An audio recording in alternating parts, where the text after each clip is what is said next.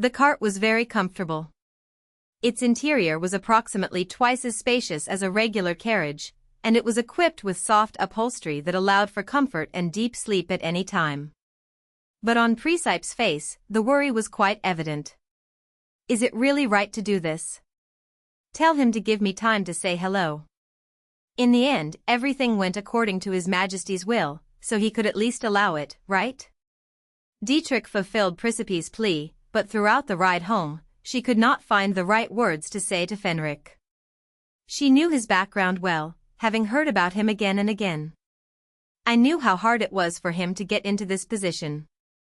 But now, because of her, he lost the Emperor's trust and was almost expelled to the Forbidden Forest without any work. No words were needed to describe how Presepe felt about it. It was true that Siegfried and his knights were going to accompany him, but Presepe could not shake the suspicion that this was merely a means of keeping an eye on him. All they had to do was keep him there and then summon the knights again whenever they wanted. Silence was taking hold of Fenrik as well.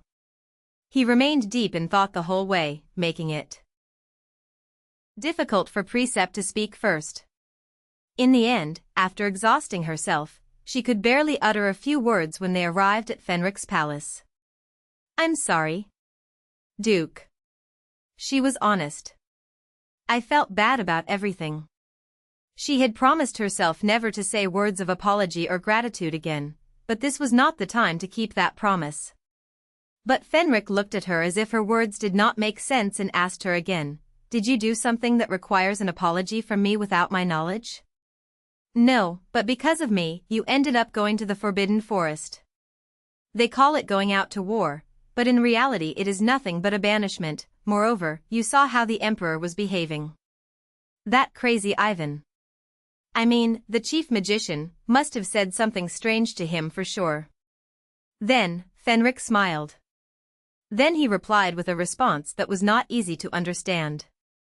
"But I don't see it as that bad." What would this man consider bad? Does he have to have an arm or leg cut off for this to be serious? After they arrived at the palace, Fenrik briefly explained to Hannah what had happened, and then began preparing to leave. But there wasn't much to prepare. Fenrik sent orders to his soldiers to prepare, while Hannah carefully prepared his armor and sword as if she was accustomed to the command. And with that, Fenrik ended his very short preparations in a completely calm manner. "All we have to do now is get going." She followed Fenrik out of the palace with Hannah. I wanted to at least say goodbye. I also wanted to tell him. Over the past few days, thanks to you, I have been very peaceful. Of all the moments I remember, I have never felt so happy and comfortable. For that, I am very grateful, and I feel sorry too.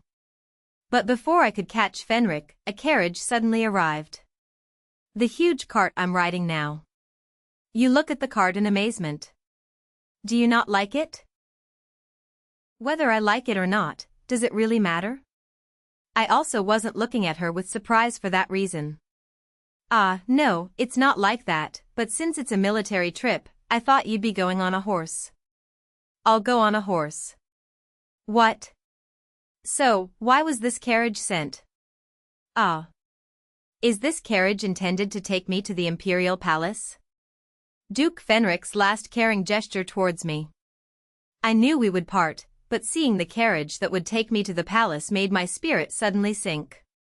In front of Presepe's face, which grew increasingly gloomy, Fenrik extended his hand. Go up.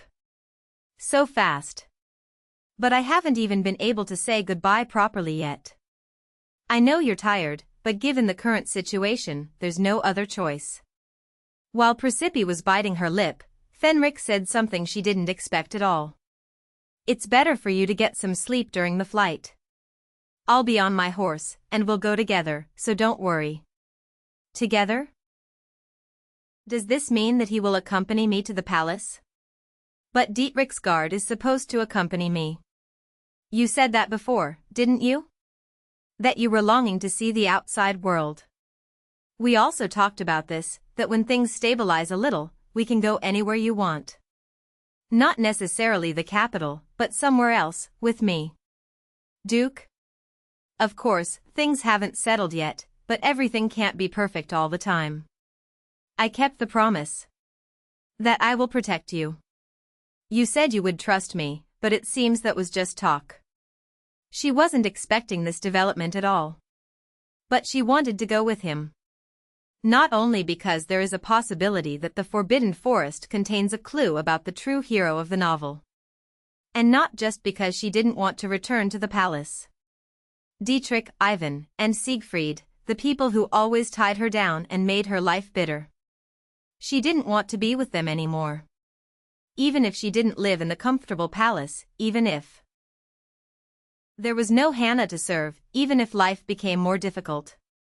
If she had to stay with someone, if she had the right to choose, Presepe's only answer was Fenrik.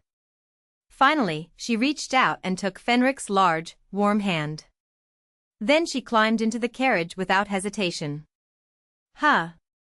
As Presepe reminisced over the events of last night, a heavy sigh escaped her lips.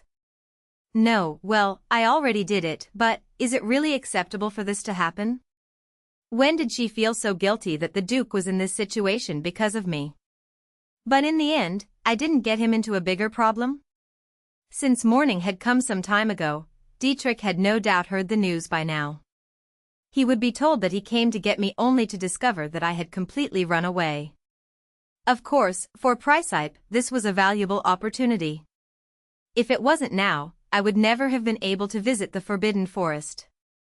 But, regardless of everything, while Presepe was oscillating between thinking, I have reached this point, what do I do now? But how will I deal with the consequences? She was about to lose focus. Then, the carriage that was moving quickly stopped smoothly. Miss Presepe, are you awake? There came a soft tap on the window, Fenrik's low voice echoing from outside. Yes. I will open the carriage door. He had barely finished speaking when the door opened with a soft sound. It seemed that he had already dismounted from his horse, as he stood in front of the carriage and extended his hand towards the Presepe, moving for her to get off. It's a forest? The view here is beautiful. Sorry, but is this a good time to talk about the views? She had that thought, but she couldn't deny that the scene actually looked amazing. The journey from the capital to the Forbidden Forest takes more than 2 days even with continuous travel all day. To you, it may seem longer. So it would be nice to get some fresh air every now and then.